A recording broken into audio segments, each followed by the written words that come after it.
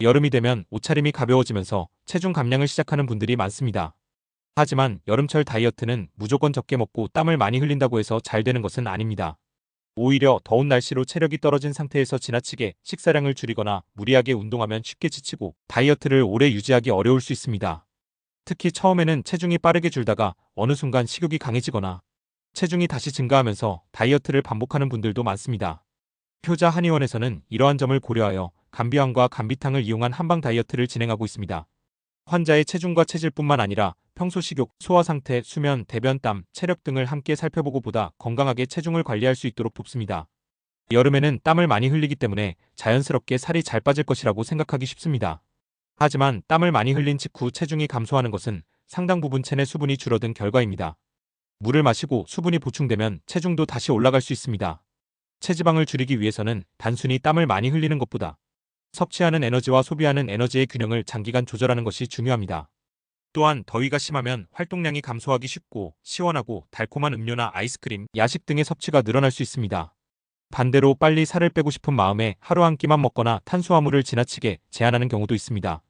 이런 방식은 처음에는 체중이 감소하는 것처럼 보여도 피로와 허기 때문에 오래 지속하기 어렵습니다. 따라서 여름철에는 단기간에 몇 kg를 빼는 것만 목표로 하기보다는 식욕을 조절하면서 무리하지 않고 꾸준히 체중을 줄여나가는 것이 중요합니다. 다이어트의 첫 번째 관건은 식욕 관리입니다. 다이어트를 여러 번 해본 분들은 대부분 알고 있습니다.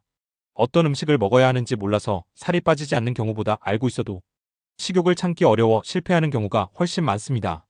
아침과 점심에는 잘 참다가 저녁이 되면 식욕이 강해지는 분도 있고 스트레스를 받으면 배가 고프지 않은데도 계속 음식을 찾는 분도 있습니다. 식사를 충분히 했는데도 금방 간식이 생각나거나 밤마다 야식이 당기는 경우도 있습니다. 이러한 상태에서 의지만으로 식사량을 계속 줄이는 것은 생각보다 어렵습니다. 그래서 한방 다이어트에서는 체중만 보는 것이 아니라 현재 식욕이 어느 정도인지, 언제 식욕이 가장 강해지는지, 폭식이나 야식 습관은 없는지 등을 함께 살펴봅니다. 감비화는 휴대와 복용이 간편하다는 장점이 있어 다이어트를 시작할 때 많이 활용합니다.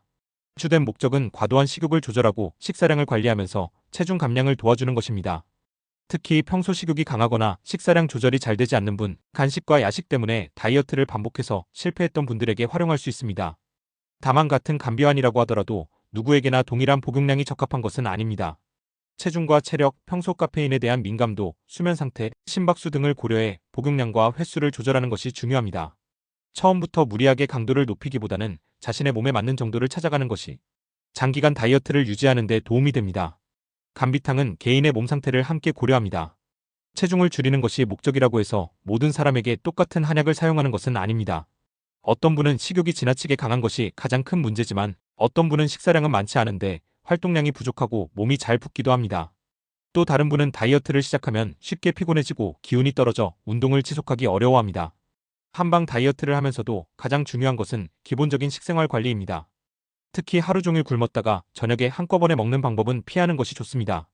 단백질과 채소를 충분히 섭취하고 정제된 탄수화물과 당분이 많은 음식, 음료, 야식을 줄여나가는 것이 좋습니다.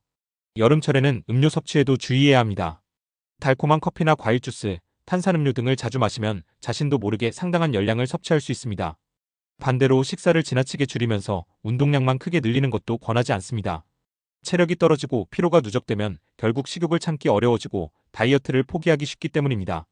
짧은 기간 동안 극단적으로 감량하는 것보다 내가 유지할 수 있는 식습관을 만드는 것이 중요합니다. 체중보다 중요한 것은 지속 가능한 변화입니다.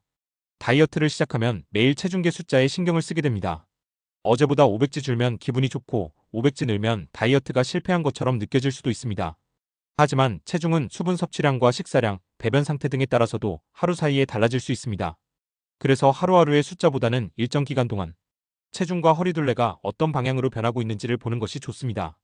무엇보다 다이어트가 끝난 이후에도 유지할 수 있는 식사량과 생활 습관을 만드는 것이 중요합니다. 따라서 무조건 굶거나 짧은 기간에 많은 체중을 감량하려 하기보다는 식욕과 식사량을 안정적으로 조절하면서 꾸준하게 진행하는 것이 좋습니다.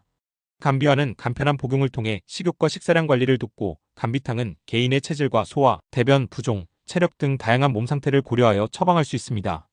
다이어트의 목표는 단순히 체중계의 숫자를 줄이는 것에 그치지 않습니다.